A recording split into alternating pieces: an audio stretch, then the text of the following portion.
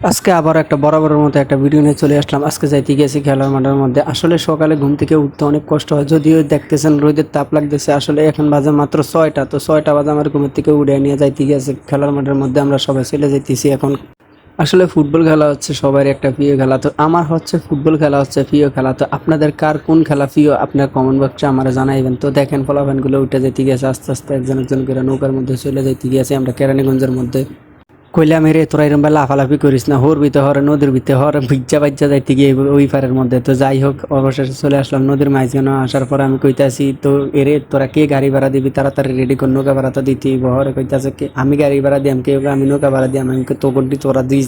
ও গইটা কইতাছে না না ব্যাকে মিলে দিতেইব ভাড়া, আজকে কেউ না দিয়া যাইতে পারতো না। আসলে খেলাধুলা হয়েছে, এগুলো হচ্ছে আনন্দ। তো অবশেষে চলে এলাম কেরানীগঞ্জের মধ্যে। কেরানীগঞ্জে আসার পর একটা রিক্সা অবশেষে আয়া দেখি জায়গার মধ্যে রেডি করে রাখছে। আসলে রিক্সাটাও আয়া দাঁড়াইছে, আমরাও আয়া দাঁড়াইছি। যাই হোক, রিক্সাটার ভিতরে উঠতে তাড়াতাড়ি করে ফাঁ করে যাইতেম গিয়েছি এখন আতাসুর। আতাসুর এখন অনেকে যে চিনে অনেকে চিনে না হয়তো। আতাসুর হয়েছে কেরানীগঞ্জের মধ্যে একটা আতাসুর। রিক্সা ড্রাইভারে যদি কই পাইলে ভাই 22 যায়, রিক্সা ড্রাইভাররা মোড়ো খাওয়া যাক 22 কোন জায়গায় আবার।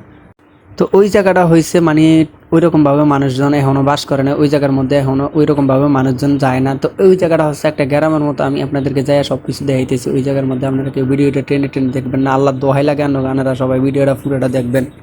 অবশেষে মেইন রোডে চলে আসলাম। মেইন রোডে চলে আসার পর এখন যাইতে গিয়েছি আসলে একটা জিনিস আপনারা ভাইবা দেখেন, আসলে খেলা লেগে আমরা এক জায়গা থেকে আরেক জায়গার মধ্যে যাইতেছি, যদিও অনেক দূর, কিন্তু এরপরে খেলা লেগে যাইতে গেছে। আসলে খেলাটা হচ্ছে একটা শখের একটা জিনিস।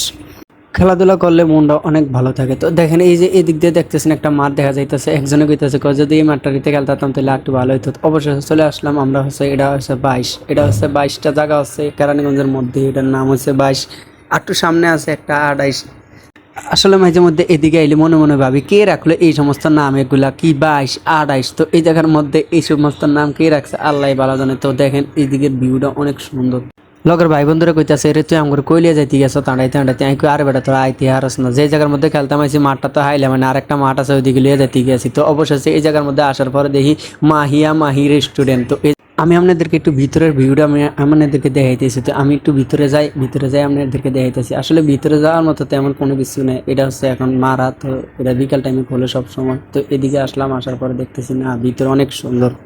পরে গেলে মেরি রেস্টুরেন্ট দেখার সময় না আইসি খেলতাম এই জায়গাতে রেস্টুরেন্টে হারারি করে লাভ না। ও মাহুলান দেখি কিছু হেদিকে গেছি গিয়ে, কিছু এদিকে গেছি গিয়ে। কি রে তো করে কি আল্লাহ হাগল গেছিলি তোরা হেদিকে গেছো কীর্তি রাস্তা হয়েছে এদিক দিয়ে হরে। অবশেষে চলে আইলাম খেলার মাঠের মধ্যে।